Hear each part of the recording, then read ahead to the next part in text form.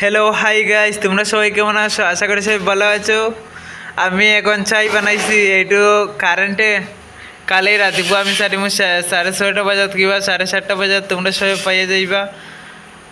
চাই দেখিছো কিমান লেট হোৱা নাই এতিয়া। এতিয়া মানে ভালো লাগিব। আবার ভিডিওটো সবে লাইক কমেন্ট শেয়ার দিও।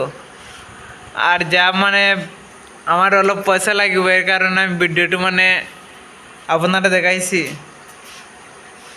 আমার ঘর হয়েছে করিমগঞ্জ কালীগঞ্জ। করিমগঞ্জ থেকে আরও 100 টাকার ভাড়া আছে ইয়াত নগাঁও কালীগঞ্জ।